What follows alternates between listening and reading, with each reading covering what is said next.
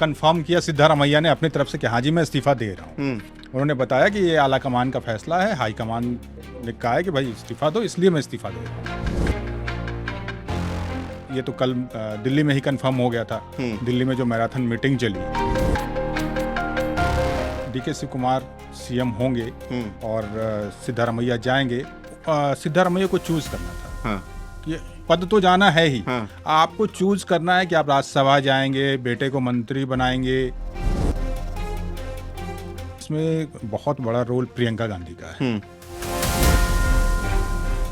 DK Shiv Kumar ने प्रियंका गांधी से गुहार लगाई। प्रियंका गांधी ने राहुल गांधी को कहा कि भाई अब इस पे फैसले लो। देखिए कल सिद्धारमैया ने बड़े फैसले ले लिए। एक बड़ा फैसला ये लिया कि जो वहाँ जाति सर्वेक्षण की जो रिपोर्ट थी, जिसको कैबिनेट स्वीकार कर चुकी थी, उसको सरकार की तरफ से स्वीकार करना। अच्छा, कल उन्होंने अपने अंतिम दांव खेलते हुए उस रिपोर्ट को स्वीकार किया। डीके के लिए अब डीके आएंगे तो उस रिपोर्ट से जूझेंगे। और जहाँ जाति की बात आती है तो आप समझ लीजिए समाज में, कर्नाटक के समाज में भी पहले भी जो जाति सर्वेक्षण हुआ था उस पर विवाद हुआ था। मतलब जाते जाते फंसा गए क्या? तो उन्होंने ऐसा कर दिया कि भाई अब सीएम बन रहे हो ना, तो अब मुसीबत उठाओ, हमने तो एक्सेप्ट कर लिया।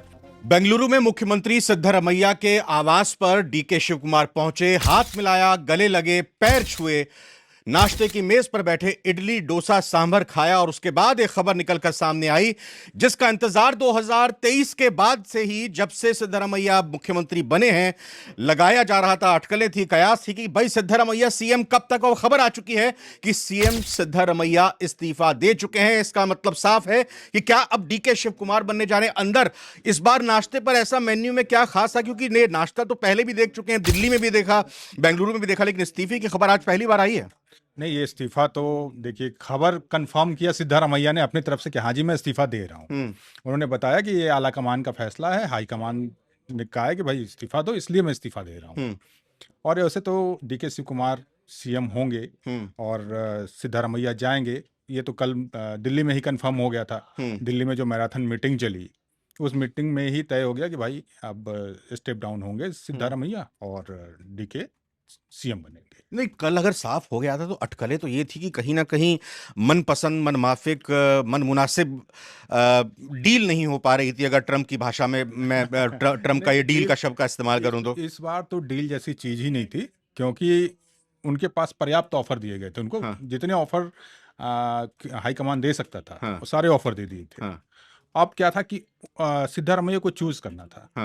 कि पद तो जाना है ही, आपको चूज करना है कि आप राज्यसभा जाएंगे, बेटे को मंत्री बनाएंगे, या प्रदेश अध्यक्ष बनना चाहेंगे। मतलब उनके पास सारे तमाम विकल्प खोल। कैसे माने सिद्धारमैया? आखिर क्या बात निकलकर सामने आई है जिससे वो स्वीकार कर लिया उन्होंने कि भाई मैं इस्तीफा देने जा रहा हूँ? देखिए इसमें बहुत बड़ा रोल प्रियंका गांधी का है।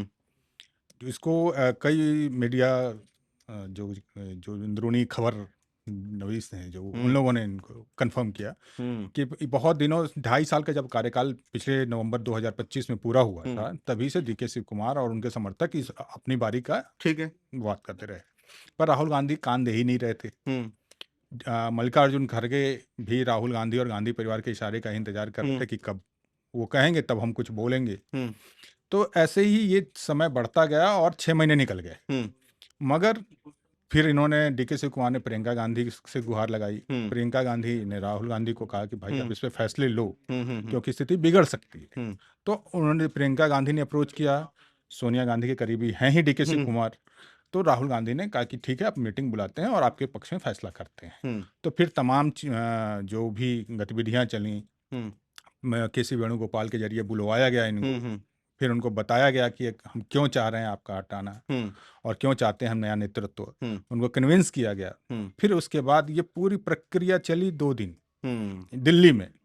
फिर आके अब ऐसा वहां पे सिद्धारमैया ने, जब उनको लग गया कि अब बचने का कोई रास्ता नहीं है, इस्तीफा देना ही पड़ेगा, ना तो पता चले कि ये इस्तीफा भी देना पड़े, सीएम की कुर्सी भी जाए और फिर मिले भी कुछ नहीं, तो आखिरकार सिद्धारमैया, मैं डीके शिव कुमार को ही क्यों चुना गया है, क्या उनकी चुनौती होगी, इस पर आऊं। लेकिन एक थोड़ा सा ट्विस्ट नजर ये आया है कि महामहिम राज्यपाल थावरचंद गहलोत, उनके बारे में खबर आई कि वो पुणे चले गए, क्योंकि भाई आपको मुख्यमंत्री के तौर पर पहले राजभवन जाकर इस्तीफा देना होगा, उसके बाद आपका इस्तीफा स्वीकार किया जाएगा और फिर डीके शिव कुमार जाएंगे, अपना दावा पेश करेंगे, तो ये पूरी प्रक्रिया होगी। अब अगर राज्यपाल नहीं है, अभी उनके बारे में क्या खबर है, क्या ट्विस्ट है? ऐसा नहीं है। देखिए मैं बताऊं, दो चीजें हैं कि राज्यपाल को अब इस्तीफा दे रहा है कोई चीफ मिनिस्टर, तो उनको तो स्वीकार करना ही है, लेना ही है। तो अभी क्या है कि थावरचंद गहलोत कल मुंबई गए, मुंबई के बाद वो इंदौर आए, इंदौर उनका पैतृक घर है वहीं पे, तो वहां पे गए। मगर ये भी है कि आज 3 बजे बताया जा रहा है ऐसा कि 3 बजे तक वो आ जाएंगे और इस्तीफा उनका हो जाएगा।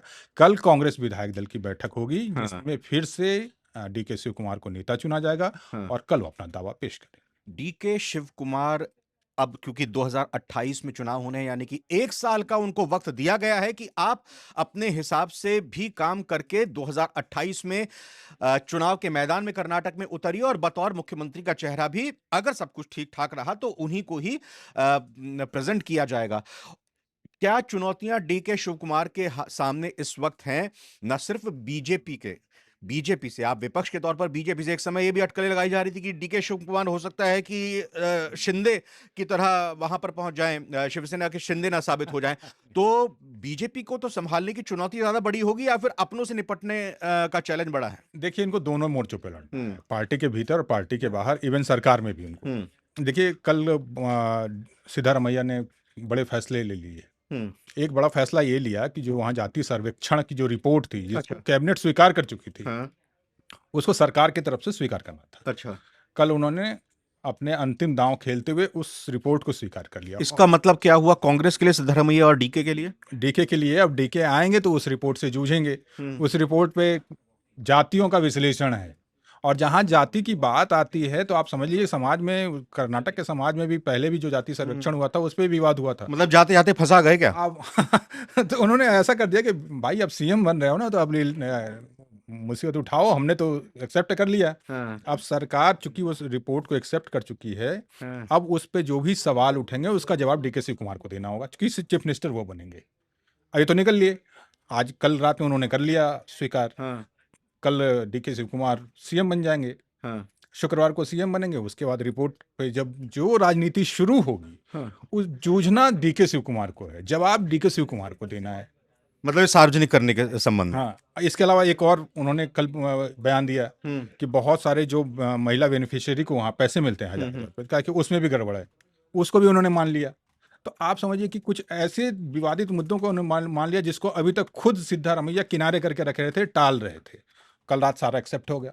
नहीं तो वो भी टालते रहेंगे फिर, अगर एक्सेप्ट कर लिया as a chief minister, as a government, as a सरकार, उसको सिर्फ मंत्रिपरिषद की बात नहीं है, उन्होंने एज ए सरकार एक्सेप्ट कर लिया है।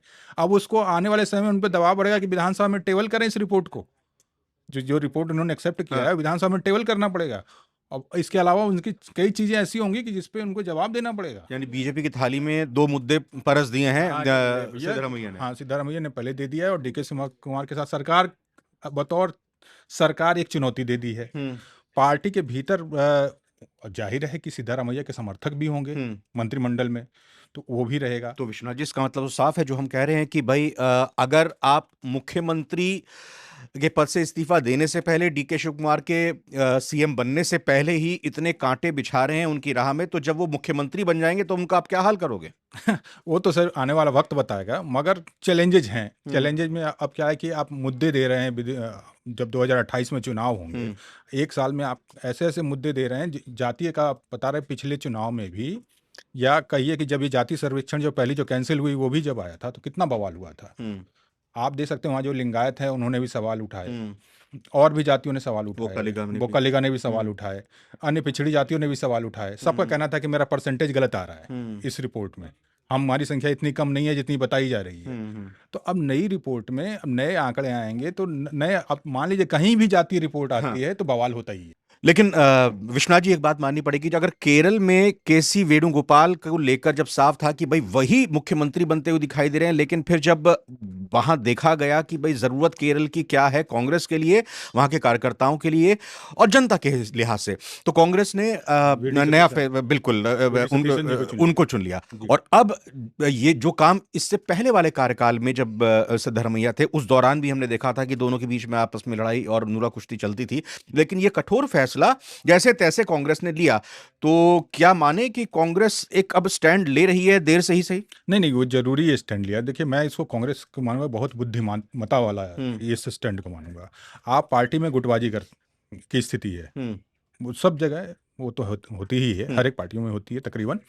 मगर ये जो आप नेतृत्व खड़ा कर रहे हैं, जो नया नेतृत्व, आप इस नेतृत्व भरोसेमंद नेतृत्व है, ये नेता भरोसेमंद है, कई मौकों पे ये संकट मोचक साबित हुए हैं। आपको 2028 में अगर चुनाव में जा रहे हैं तो उनके पास एक सीएम चेहरा होगा, क्योंकि इनका कार्यकाल तो 2 साल का ही है। तो जाहिर सी बात है कि 2028 में वो कांग्रेस के पास इसी चेहरे के साथ आगे बढ़ना होगा। दूसरी ओर बीजेपी के पास अभी तक सीएम चेहरा नहीं है, और आगे का कोई नहीं जानता कि कोई सीएम, कर्नाटक में ऐसी स्थिति नहीं है कि बीजेपी सीएम चेहरे को लेकर लड़े। तो यानी कि बहुत बढ़िया फैसला, यानी इस सिंहासन पर अगर फूल सजे हुए हैं तो जो ताज आप पहनेंगे वो भी कांटों का होगा, और वो कांटे आपके अपनों के ही लगाए होंगे। एक बड़ी चुनौती यहाँ पर आती हुई सामने नजर आ रही है। कुछ क्लोजिंग रिमार्क कहना चाह रहे हैं लग रहा है? देखिए, जो सीएम की गद्दी कभी भी किसी नेता के लिए ठीक बात तो तरफा होती है। आप एक पावर के टॉप पोजीशन पे होते हैं तो वहां पे आप ये नहीं सकते हर एक चीज गुडी गुडी ही होगा। सही बात। चैलेंजेस आएंगे, विपक्ष भी देगा, पार्टी के अंदर भी होगा, और आने वाले समय में कई सामाजिक मुद्दे भी ऐसे हो सकते हैं कि सामने आ इन जाएंगे। चैलेंजेस से आप निपटते कैसे हो, और इन चुनौतियों को खड़ा करने वालों को आप निपटाते कैसे हो, ये बड़ी बात होगी। विश्वनाथ जी, आपका बहुत बहुत शुक्रिया। तो कांग्रेस की कर्नाटक की राजनीति में जो क्राइसिस था वो माना जा सकता है कि फिलहाल के लिए शांत हो गया है, और आगे जैसे भी इस बारे में और अपडेट आएगी फिलहाल आप तक पहुंचाएंगे। अभी इस वीडियो में इतना ही। नमस्कार।